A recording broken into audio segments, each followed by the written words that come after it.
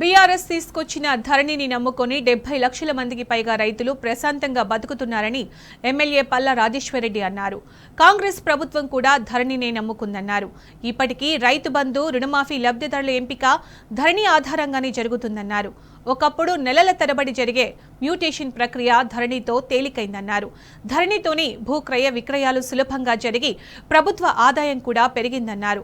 కాంగ్రెస్ తీసుకొచ్చిన భూభారతిపై అనేక అపోహలు ఉన్నాయని, ప్రభుత్వం వెంటనే ప్రజలు, రైతుల అపోహలను తీర్చాలని పల్లా రాజేశ్వరరెడ్డి కోరారు.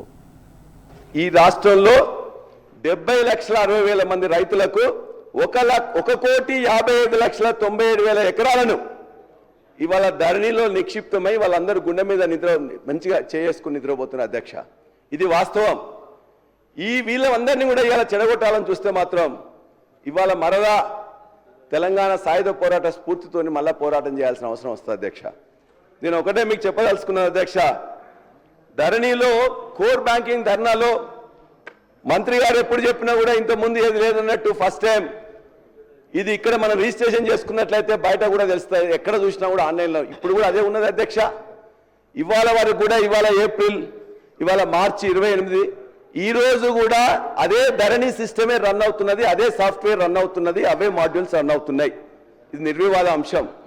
1,55,00,000 ఎకరాలకు సంబంధించిన 70 లక్షల మంది రైతులకు ఇవాళ మీరిచ్చే రైతు బీమా కానీ, రైతు భరోసా కానీ, లేకపోతే ప్రొక్యూర్మెంట్ కానీ మీరు వేసే డబ్బులు కూడా ఇందులో ఉండే డాటాతోని ఇదే ఎకరాలకు, ఇదే భూమికి మనం వేస్తున్నాం అధ్యక్ష.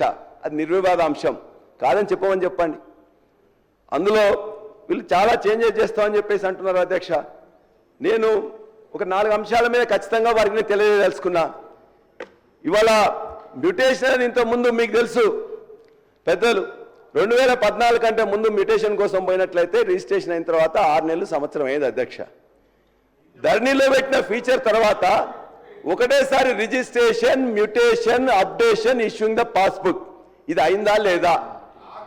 1,55,00,000 ఎకరాలకి జరిగిందా లేదా? కాబట్టి ఇవాళ మళ్ళీ ఏం చేస్తున్నారు ఈ భూభారతిలో అధ్యక్ష, వాళ్ళు ఏం చేస్తున్నారంటే స్పీకర్ గారు, ఇవాళ ఈ భూభారతిలో మ్యూటేషన్ పద్ధతిలో మ్యూటేషన్ ఒకవేళ ఆ ఎంఆర్ఓ కానీ లేకపోతే రిజిస్ట్రేషన్ చేసే అధికారికి వాళ్ళకి ఇష్టం లేనట్లయితే వాళ్ళు ఒప్పుకుంటేనే 2014-15లో రిజిస్ట్రేషన్ మీద వచ్చిన ఆదాయం ఆనాడు 2,822 కోట్లుంటే మేము మీకు ప్రభుత్వం మీకు అప్పచెప్పినాడు 2023-24లో 14,588 కోట్లు. ప్రతి సంవత్సరం ఒక్క కోవిడ్ పీరియడ్లో తప్ప మిగతా ప్రతి సంవత్సరం కూడా 30%, 40% రేట్లని పెంచకుండా, ఇవన్నీ ఎల్ఆర్ఎస్ అమౌంట్ తీసుకోకుండా దీనిలోనే 14,588 కోట్లు ఆనాడు వచ్చింది అధ్యక్ష.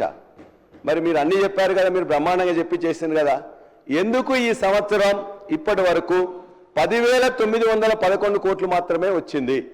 దానికోసం మీరు ఏమైనా చర్యలు తీసుకుంటున్నారా?